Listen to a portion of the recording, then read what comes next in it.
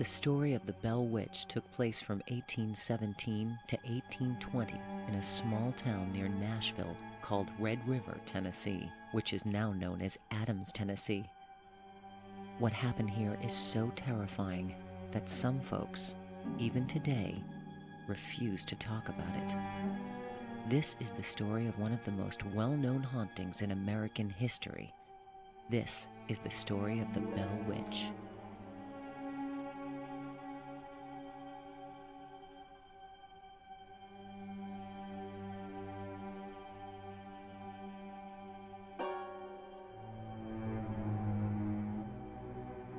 To many, the story of the Bell Witch is history and folklore. The legend is taught in many elementary history classes in Tennessee. To others, it's a terrifying tale of a sinister poltergeist. One of the most knowledgeable people in the country on the Bell Witch is author-historian Tim Henson. Henson, who worked for the state for 26 years, now operates the Bell Museum in Adams, Tennessee.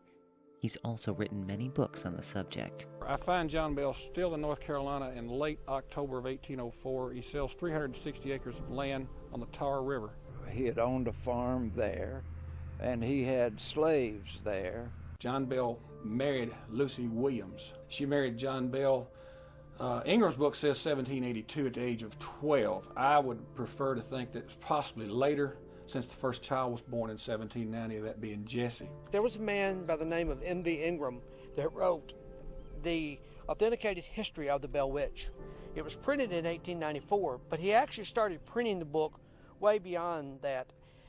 It is believed that Ingram wrote this book by talking to families and stuff. John Bell bought land in the 1780s. I found some records of land purchases and land sales. He had trained to be a cooper, which is a barrel maker, a hogshead maker. And I must assume that that's probably what he was doing along with his farming and probably building up a little wealth. He's an older man. Lucy is obviously a young woman, anywhere from 12 to 18 years old when they got married. It's a good guess in there because census records are not clear in those days. Frederick, Benjamin, in my opinion, Batts, his brother, and Jeremiah and John Bell, possibly 2 or 3 other families came to Robertson County. There's one indication from North Carolina there were at least 11 families in the wagon train that left North Carolina in late 1804, early 1805 to move to Tennessee. As the Bells came across the mountains of North Carolina, they experienced a phenomenon known locally as the Brown Mountain Lights. And actually they seen the balls of light flying up from the ground up into the sky, you know. And it kind of set the theme for what they were to experience later on in years. In 1810, there was a great comet appeared in the sky, and everybody took it as an omen. Something bad was going to happen. It stayed in the sky nightly until December of 1811, when the largest earthquake to ever hit the continental United States hit. It actually was so strong it rang church bells in Boston, Massachusetts. It was felt all across the United States. It was called the New Madrid earthquake, centered in New Madrid, Missouri.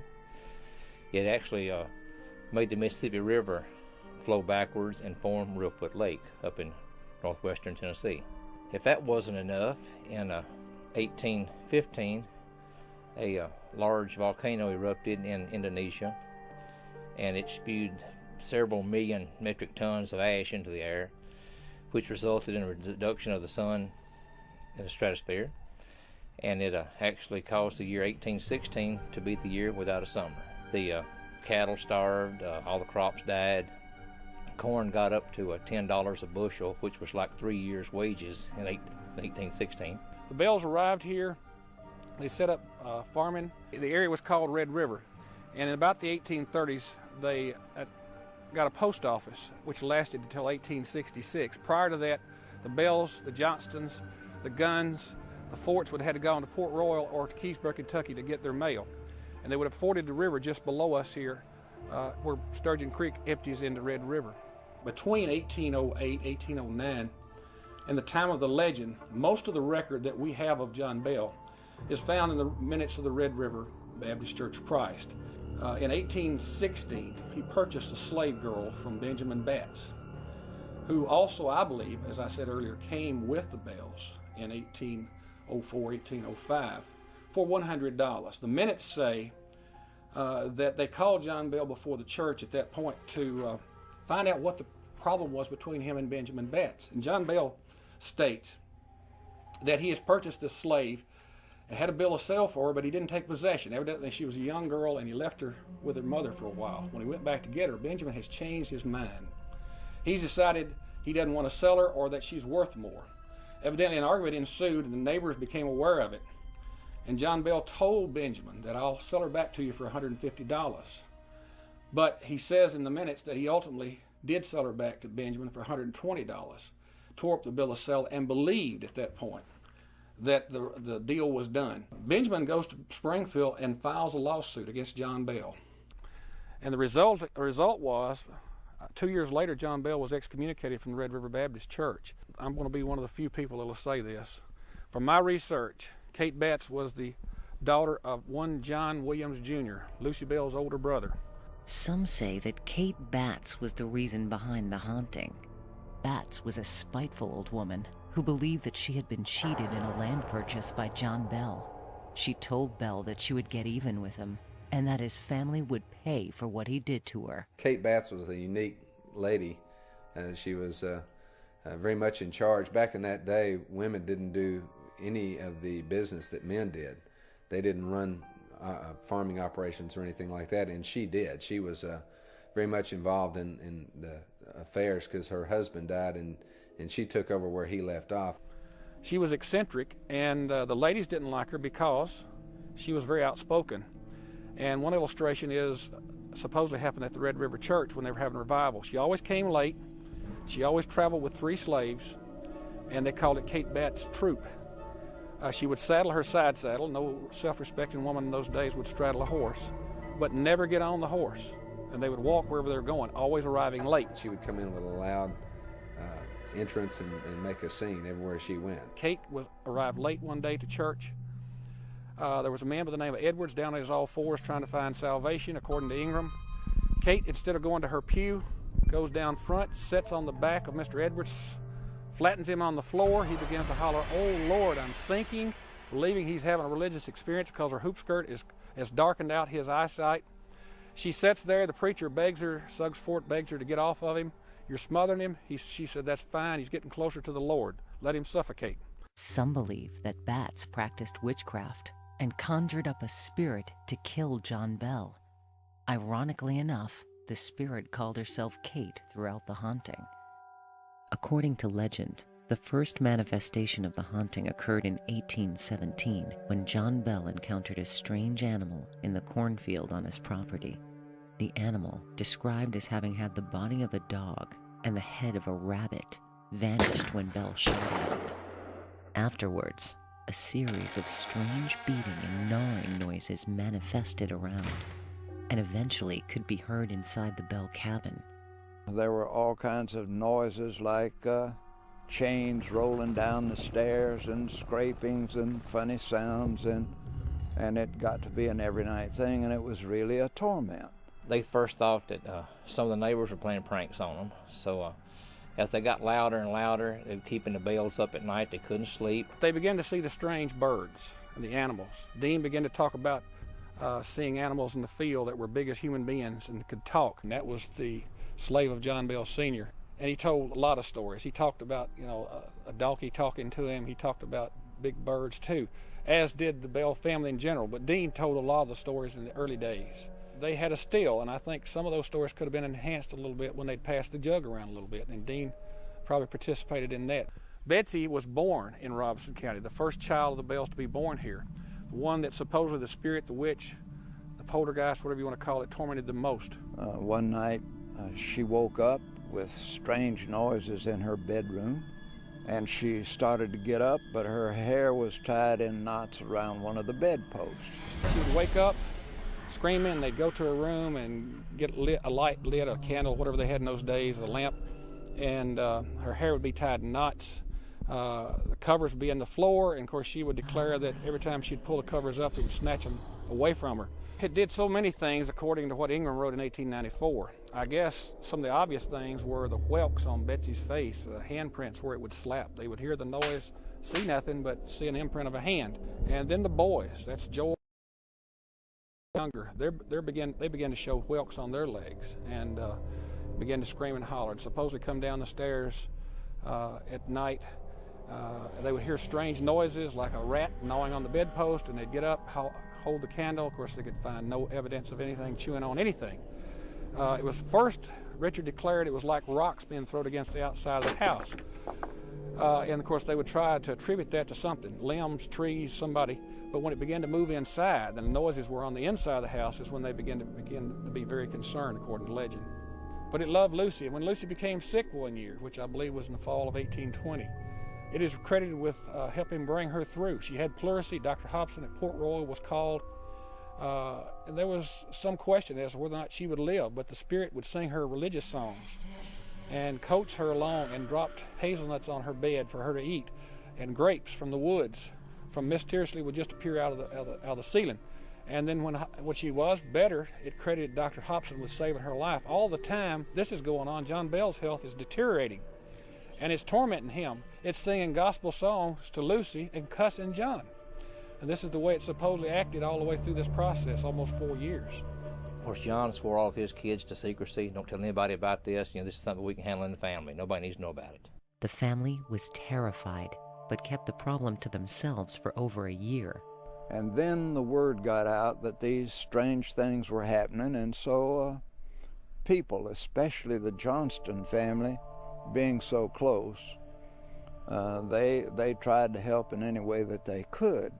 When things became intolerable, John confided in a neighbor, James Johnston. He invited Mr. and Mrs. Johnston to spend the night.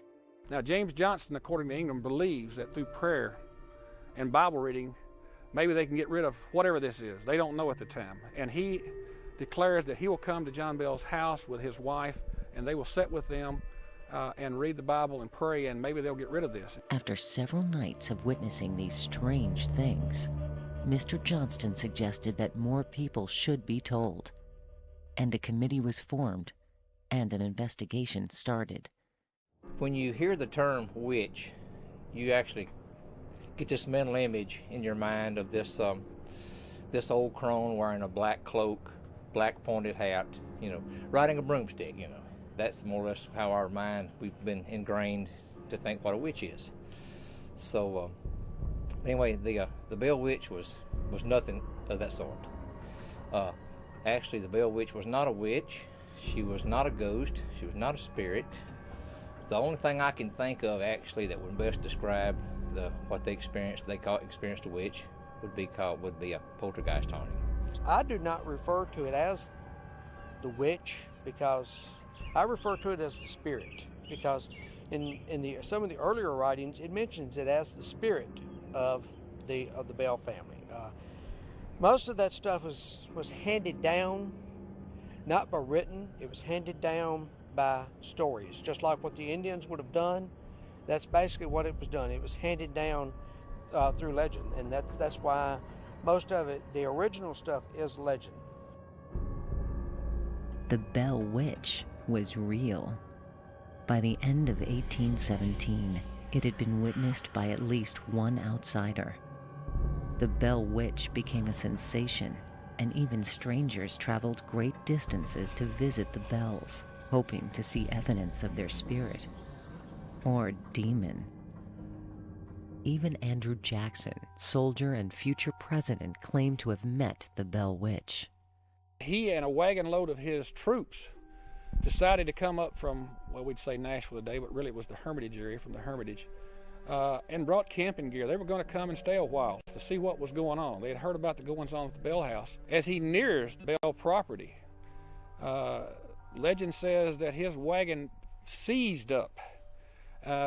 One account says that one of the men on there made a comment about having a silver bullet and was going to do the witch in, or he was going to take care of her, whatever. Another account just says that they froze up. Anyway, they're out trying to move the wagon. They're pushing the wheels. They're whipping the horses. Nothing is working. And at some point, I don't know if Jackson apologized, whatever happened, they hear the voice out of the bushes that says, "You can go ahead now, General." and visit the Bells, and the wagon becomes free. On down the road they go. Right here's the road they say he came down. It was the only road that was here. Right. This road eventually went on to the Bell Farm. Huh. Which used to be? That direction, north, and north, actually a little northwest. We know, or we believe, they stayed at least one night camping out at the Bell House. Jackson is reported to have said, though we cannot find this in his papers at the Hermitage, that he had rather fight the whole of the British Army than to face or spend one more night at the Bell House. So whatever happened that night evidently gave him the woolies. As time passed, the spirit continued to torture the Bell family. John Bell was becoming very sick, and on the night of December 20th, 1820, he died. He got so sick he went to bed and lay down one day and actually never got up. They found him Drew come in one morning to check on him and found he was more or less unconscious, had a strange odor on his breath. And they checked his medicine and found a strange smoky vial sitting in his medicine cabinet, and nobody knew where it come from. Had never been seen before. So they had the same odor on John's breath as what the smoky vial smelled like. So they took a broom straw and put it in a bottle and then run it through a cat's mouth. Well, the cat turned about 3 flips in the air and just fell over dead. So now they know that John Bell's been poisoned, but the question is, who poisoned old John Bell? And they began to question each other. Was it Betsy? Was it John Jr.? Did Lucy do this? Did one of the neighbors? And then they hear the voice that they've heard so often in the house, which they call the spirit. And it said, I fixed his medicine last night, gave him a big dose of it, and he'll never get up out of that bed again.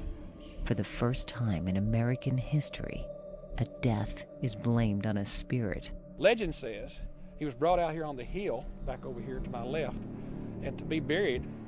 And James Johnston was there, of course. The neighbors were there. The bukus of neighbors were there. Lucy had asked Suggs Fort, the Baptist preacher, to preach the funeral, as well as James Gunn and Thomas, his brother, the two Methodist preachers in the community. One account says that they couldn't be heard for the noise of the laughing, cursing, and singing in the trees. Another account says as soon as they finished preaching, they began to hear the screeches and the screams. And she sang a song, "Oh, Roll Me Down Some Brandy-O," which was a term for, they put whiskey and brandy in barrels in those days. And made fun. And of course, when finally they got him covered up and they left the cemetery, that's when it became quiet at the Bell House, supposedly, for some period of time, until at least 1821, when Betsy became engaged. After the funeral, her intensity, she just more or less just diminished every day until finally she was just a faint voice.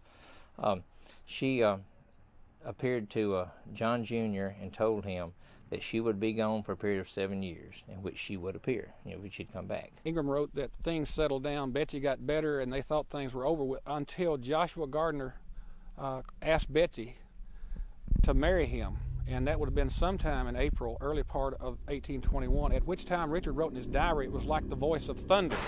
All this mess is back again. Now it's talking again. Betsy sees the little girl hanging from the tree again, the apparition, and it's telling her, please, Betsy, please don't marry Joshua Gardner. Please, Betsy, please don't have Joshua Gardner.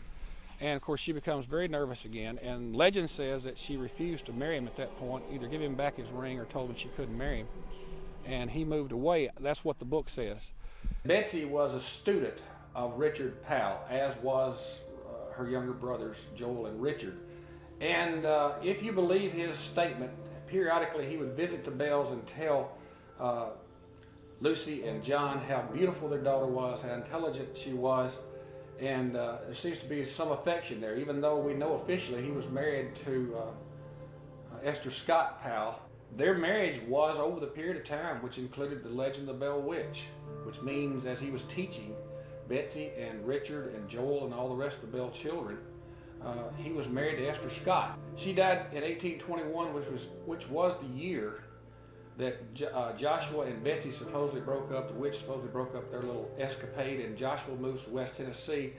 And in 1824, I believe it was March 21st, it was in March, that he marries Betsy Bell. She becomes Betsy Bell Powell. Out of the 8 children born to Richard and Betsy Bell Powell, 4 of them died before the age of 12. 3 of them died between 1839 and 1840, and they were ranging in age from 4 or 5 years old all the way up. One child was almost 12 when it died. I don't know if some disease came through, I'm not sure what happened, but the Bells had a lot of tragedy in their life. And sometime between 1873 and 1875, she moved to Mississippi, where 2 daughters were living at that time. She dies in 1888. Betsy had a tough life, but even near the end, when someone asked her, she said she considered it basically happy, even though she had lost all of her children but 2 and her husband at a fairly young age. Betsy is buried in Water Valley, Mississippi.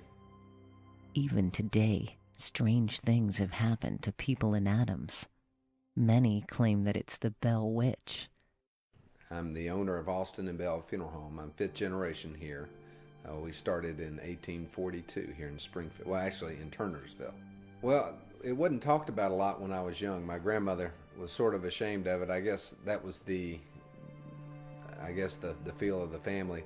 Back in that point in time, no one talked about the witch because they were sort of embarrassed. It was a sort of a demeaning thing to be associated with the witch.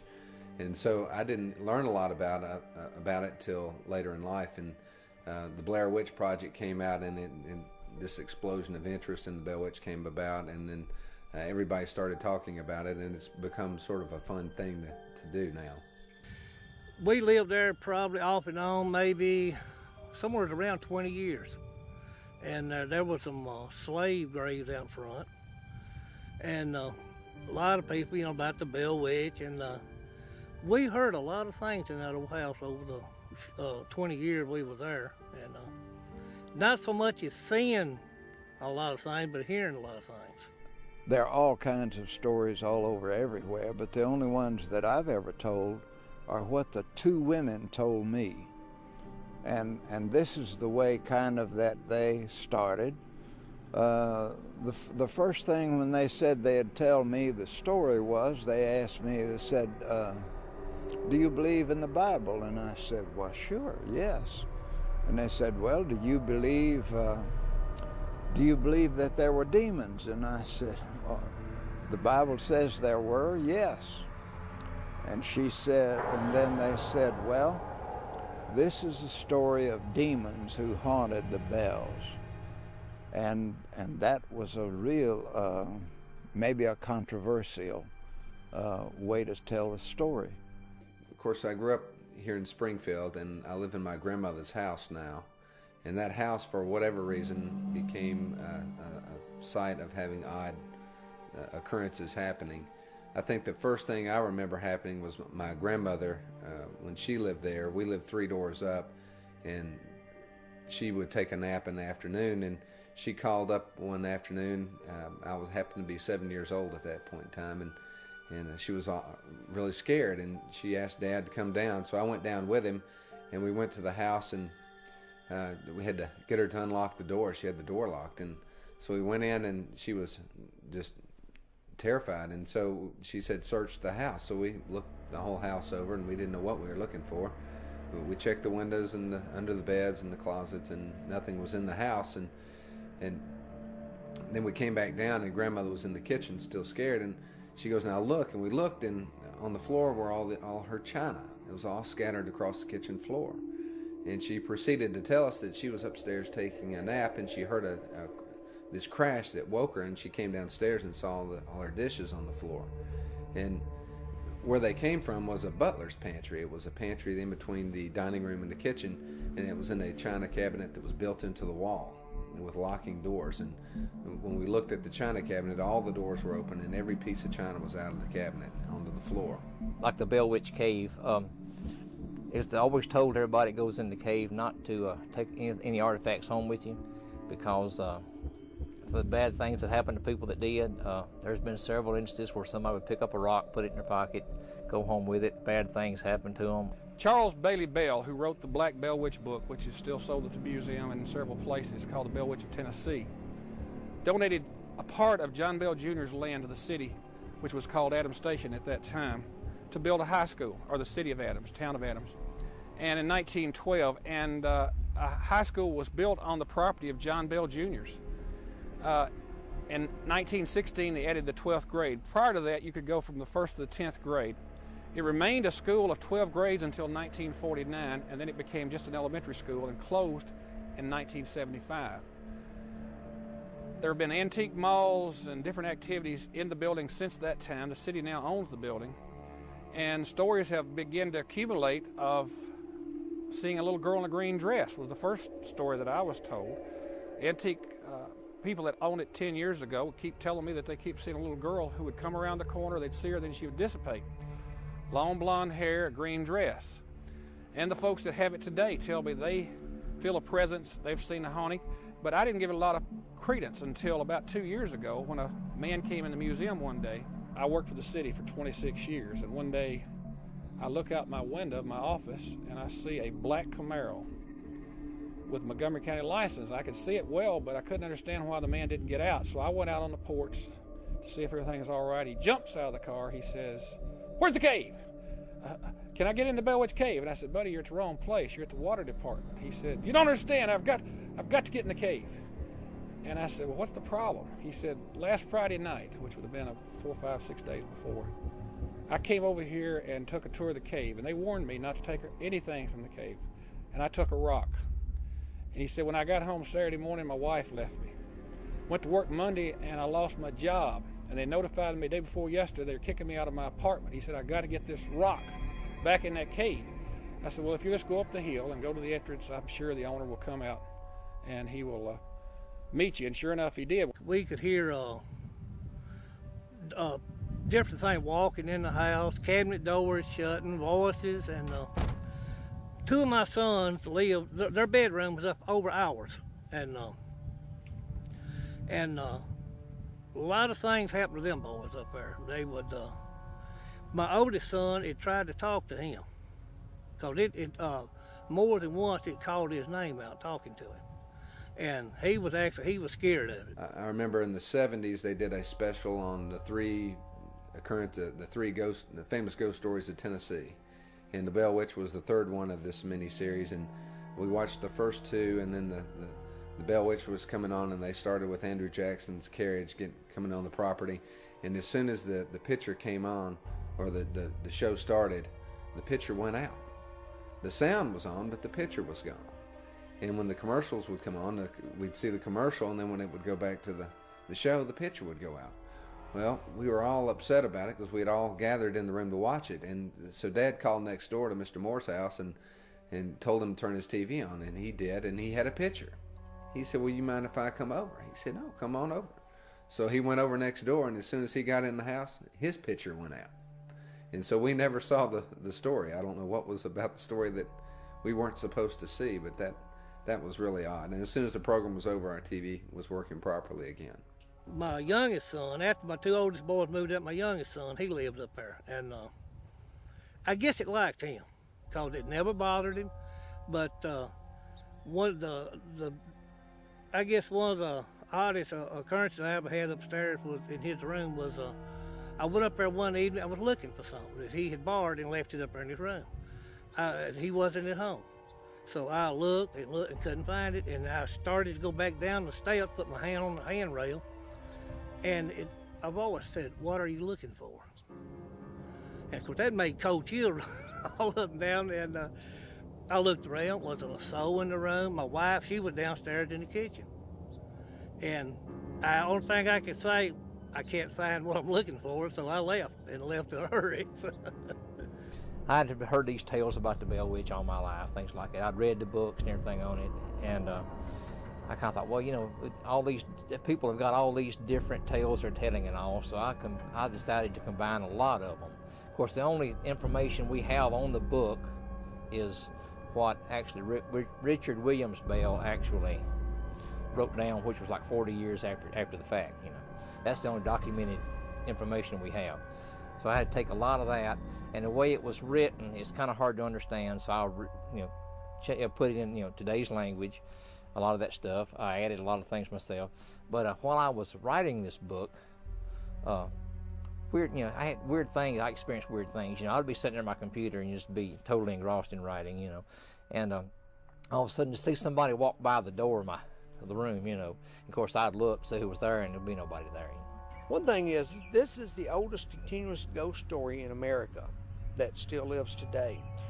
A few years ago, we were lucky enough to have a guy that was a Juilliard graduate that went to school here in Adams. His name was David Alford. Wrote a play called The Spirit. And that is put on every year in October in Adams. It's about the only one that still has members of the actual family of the Bells that is included in that. I think that is, that was an important part. And then there's also been several movies that was printed. One of them is called The Bell Witch. But if you get on the internet, possibly the witch legend has more sites than about anything that you can imagine. Over the years, it's been interestingly enough that there was a comic book one time was written about the witch.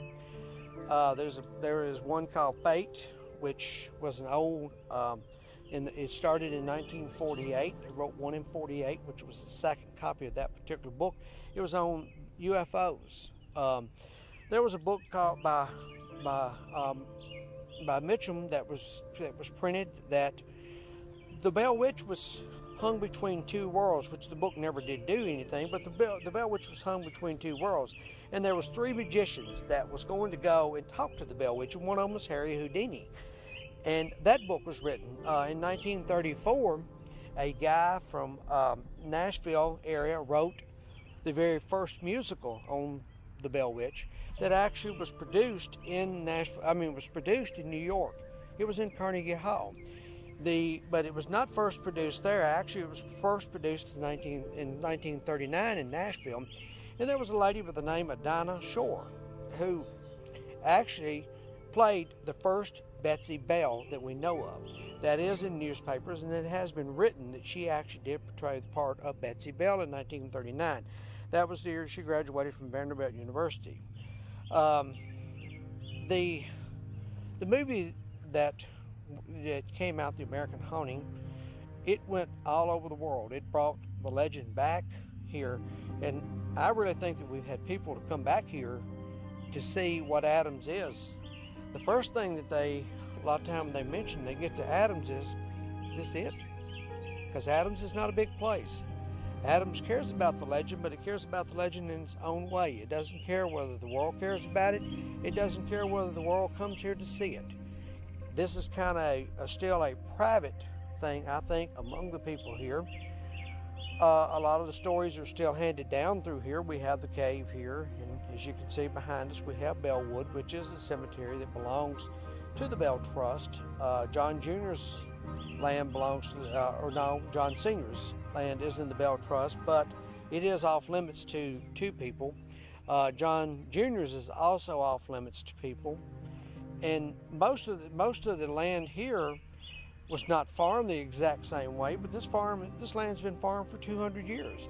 There's still farmers here. These pieces of land are still being farmed today. Tobacco's still being raised here. The only thing that's not raised here at their time period was cotton. But everything else is still here. We still raise wheat, we raise soybeans, we raise corn, we raise tobacco. That's something that's been handed down into this just as much as the legend. The interesting thing about Robertson County is the people here are still just as free-spirited as they were in that time period. Most of them in the Adams area are still farmers. A lot of them are.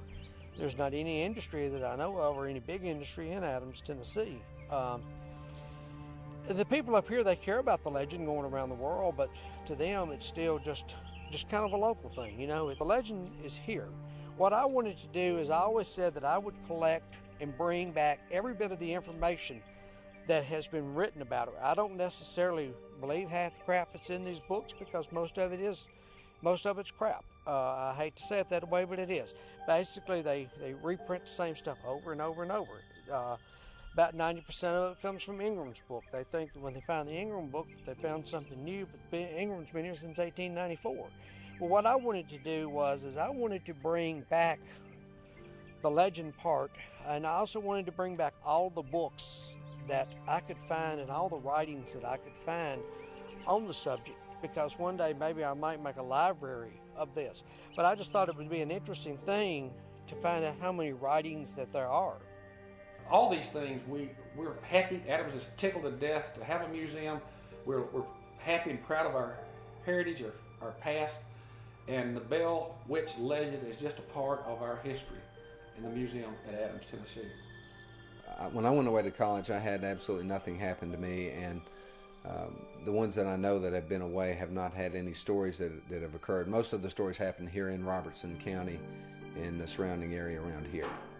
In this area, it's affected many people outside the Bell family. It's affected a lot. There's stories that come from all over the community of things that have happened, of babies getting spanked that were crying too loud, and just odd things that have happened in the Adams area. But mainly the Adams area is the hot spot, so to speak.